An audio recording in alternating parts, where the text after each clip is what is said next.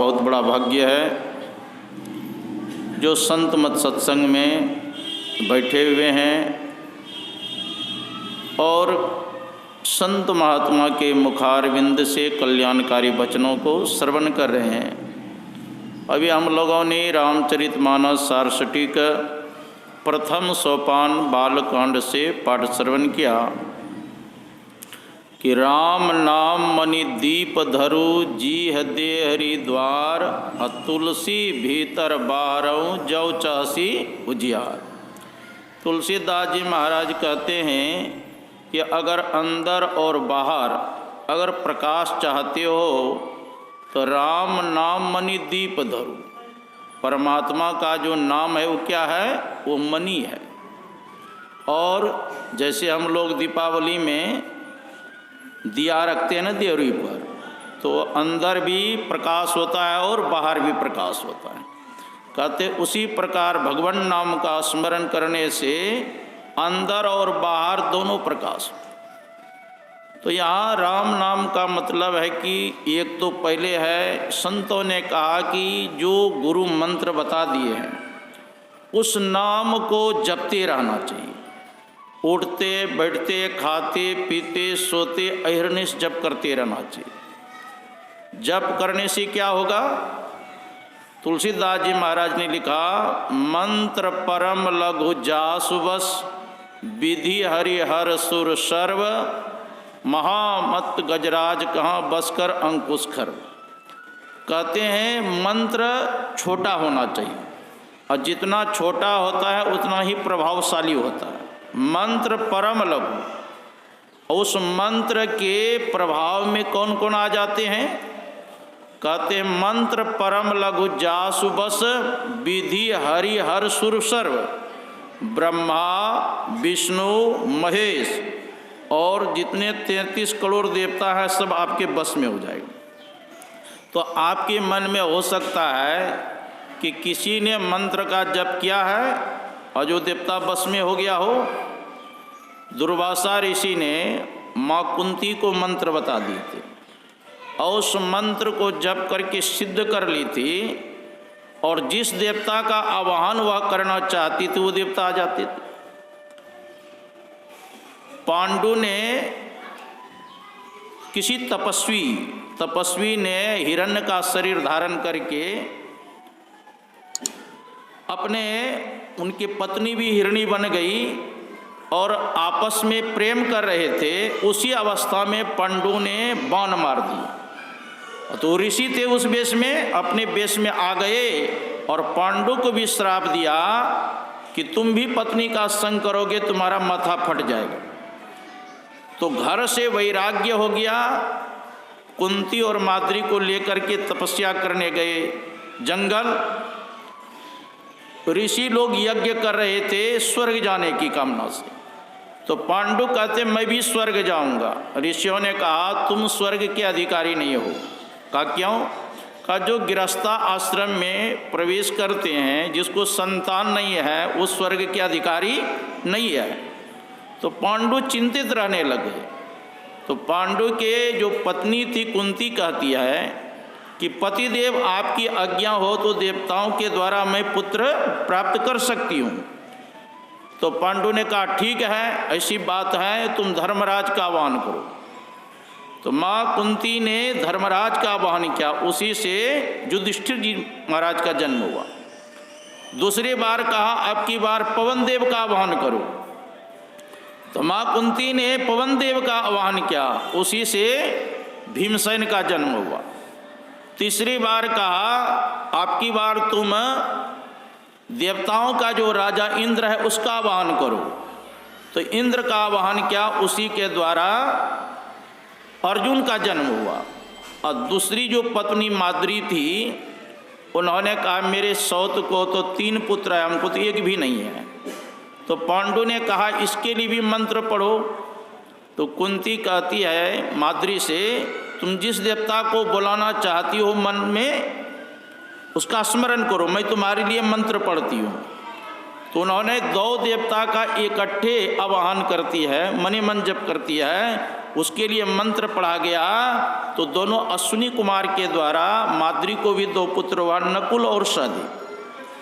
मेरा कहने का मतलब है कि मंत्र अगर सिद्ध हो जाता है तो जिस देवता का आवाहन करेंगे वो आ जाएंगे। देखो, ध्यान करने से, जप करने से क्या क्या लाभ होता है का ध्यानम अध्ययनम दानम सत्यम ह्रीर आर्जवम क्षमा शौचम आहारतः शुद्धि इंद्रियाणाम च संयम एतैर्विवर्धते तेजः पापमानम उपहन्ति च।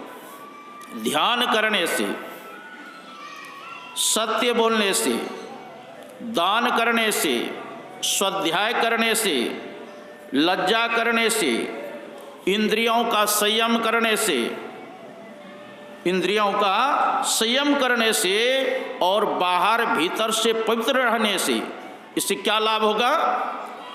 एतैर्विवर्धते तेजः, आपके शरीर का तेज बढ़ने लगेगा। पाप मानम उपहन्ति च, और पूर्व जन्म का जो पाप है सब नष्ट होने लगेगा। सिद्ध्यन्ति चास्य संकल्प, और आपका संकल्प सिद्ध होने लगेगा, जो आप चाहेंगे वह हो जाएगा। सिद्ध्यन्ति चास्य संकल्प विज्ञानम च प्रवर्तते, आपका अनुभव ज्ञान बढ़ने लगेगा, आत्मज्ञान बढ़ने लगेगा। ये सब लाभ होता है। इसलिए महापुरुषों ने कहा पहले साधक को जप करना चाहिए। शास्त्र में भी आए, शतम विहाय भोक्तव्यम शास्त्रं स्नानमाचरेत लक्ष्यम विहाय दातव्यम कोटिम त्यक्तारिम स्मरेत। 100 काम को छोड़ के भोजन करना चाहिए, 1000 काम को छोड़ के स्नान करना चाहिए, 1,00,000 काम को छोड़ के दान करना चाहिए, और अंतिम का कोटिम त्यक्तारिम स्मरेत, करोड़ों काम को छोड़ के भगवान नाम का स्मरण करना चाहिए। सुमरि पवन सुत पावन नामो अपने बस करी राखे रामो। कहते हनुमान जी ने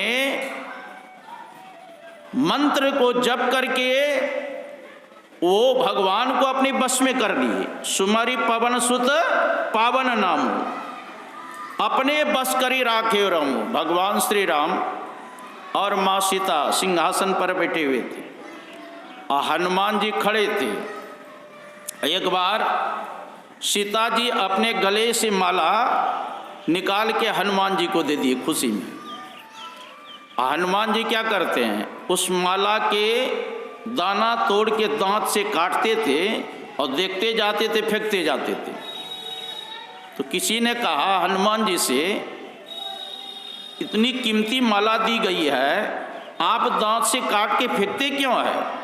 तो हनुमान जी ने कहा मैं देख रहा हूँ कि इसमें राम नाम है कि नहीं, प्रभु हमारे राम और सीता जी है कि नहीं। तो उस भक्त ने कहा कि सब में भगवान राम और सीता जी रहते हैं क्या? तो हनुमान जी कहते जिसमें नहीं है वो किसी काम का नहीं। तो उस भक्त ने हनुमान जी से कहा क्या वो भगवान राम सीता जी तुम्हारे हृदय में है? कहाँ है? और हनुमान जी ने छाती फाड़ दिए और भगवान राम और सीता जी प्रकट हो गए। तो सुमरन करके अपने बस में कर लेते हैं। और इतने से काम नहीं चलता, जब किस लिए किया जाता है? मन एकाग्र करने के लिए। जब करते करते जब एकाग्र हो जाए तो जब से संबंध इष्ट का ध्यान करना चाहिए। जिसका हम ध्यान करेंगे उसके अंदर जो गुण होगा वह साधक के अंदर आ जाएगा। हनुमान जी भगवान श्री राम से कहा था, भगवान श्री राम ने पूछा था हनुमान जी से कि सीता जी लंका में अपने प्राणों की किस प्रकार से रक्षा करती है? तो हनुमान जी ने कहा था नाम पहारो दिवस निशी ध्यान तुम्हार कपाट लोचन निज पत जंत्रित जाहि प्राण के ही बाट। कहते नाम पहारो दिवस निशी। हनुमान जी कहते हैं सीता जी जो आपका नाम का रात दिन जो जप करती है वही मानो पहरेदार है, पहरा देने वाले जैसे गेट पर आते हैं।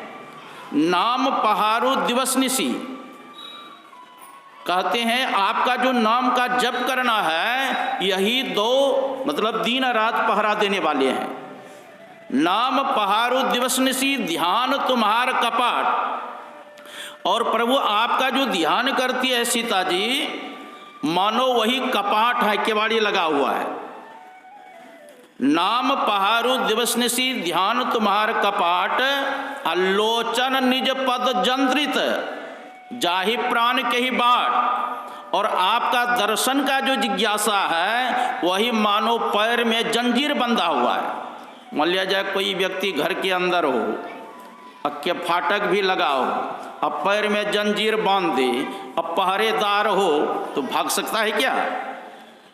कहा इसी कारण से सीता जी के हृदय से प्राण नहीं निकल रहा है, क्योंकि आपका निरंतर वो जप करती है और आपका जो ध्यान जो कर रही है यही फाटक है, और आपका दर्शन का जो जिज्ञासा है, लालसा है, यही मानो जंजीर बंधा है, इसीलिए प्राण रुका हुआ।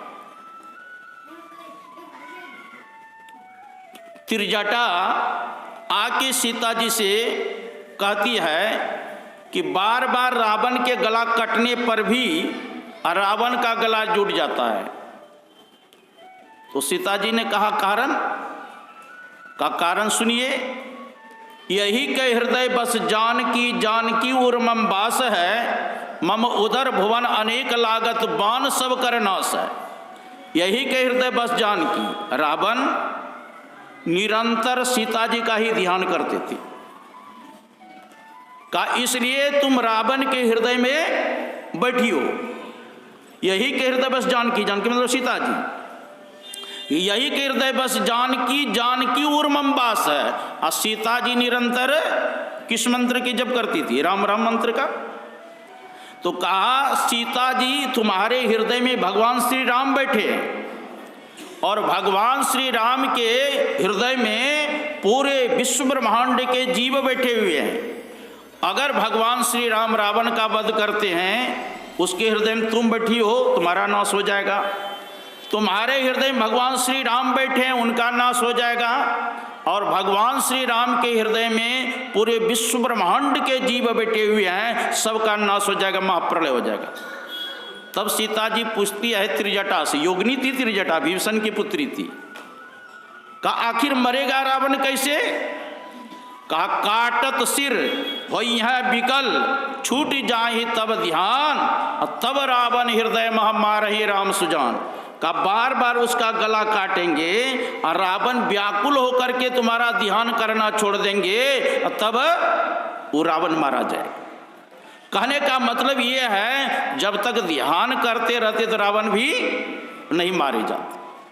और जिसका हम ध्यान करेंगे उसके अंदर जो गुण होगा वो साधक के अंदर आ जाएगा। गुरु महाराज कहते हैं सतगुरु नित ही पुकारत, छीजत पाप समुदहे, और सदगुरु रूप हे में धारत काम क्रोध मद लोभ दहे। सदगुरु रूप का ध्यान करेंगे, आपके हृदय से काम क्रोध लोभ मोह मत्सर समाप्त हो जाएंगे, क्योंकि सदगुरु के अंदर काम क्रोध विकार है नहीं। उसका जो ध्यान करेगा उसके अंदर विकार होगा, तब आपके अंदर दृष्टियोग करने की क्षमता है, तब आप अंधकार से प्रकाश में चले जाएंगे। पूज्यवा का पदार्पण हो रहे हैं, खड़े हो जाएं। बोलिए श्री सद्गुरु।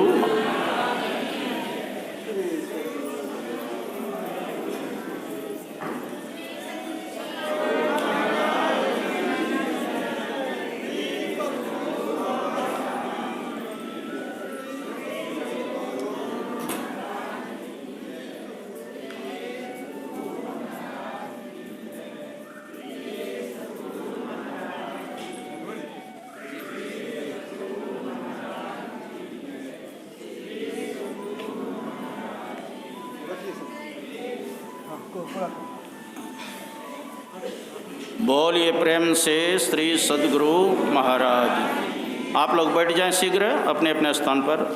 पूजवा का पदार्पण हो चुका है।